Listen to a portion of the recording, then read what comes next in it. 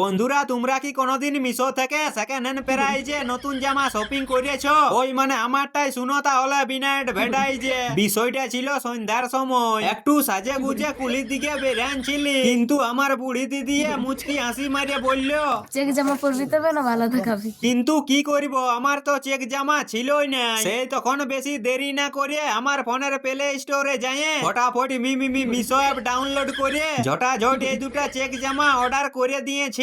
তার 4 দিন পর ডিংলাকুড়া সকালে বহালের কুমাতে বেরাসের কাজটা সারে কোন রকমে ঘর পৌঁছে দেখি আমাদের হাঁস ডাড্ডায় ডিম না দিয়ে সিধা ছাইয়ে দিয়েছে। আর সেই ছাগুলাকে আমার মা ধরে ধরে গুড়ি নামের হরলিক্স খাওয়াছে। সেই তখন আমি এক গিলাস বাসি জলের সাথে এক থাল বাসি বন্দা মুড়ি দিয়েছিলি মারিয়ে। তারপর সময় মতো আমার সোশ্যাল মিডিয়ার পয়সাটা রেডি করে মিশোতে ঢুকে অর্ডার করা চেক জামাগুলা দেখতেছিলি। আর তখনই মিশো থেকে ডেলিভারি বয়ের ফোন এসেছিল। হ্যালো,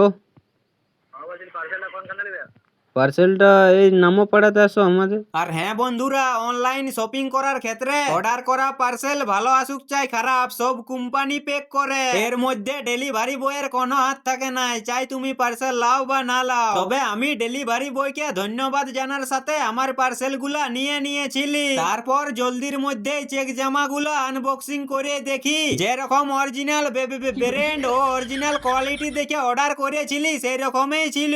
তার সাথে আমার 5.5 ফুটের শরীরটাতে চেক জামাগুলা ফিটিংও বেশ ভালোই হতে ছিল।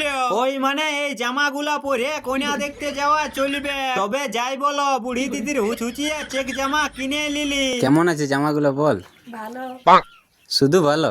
দমে ভালো। হ্যাঁ, তো এইদিকে ভালো নিয়ে একবার টাটা করে দে, সবাই লাইক করিবে। টাটা।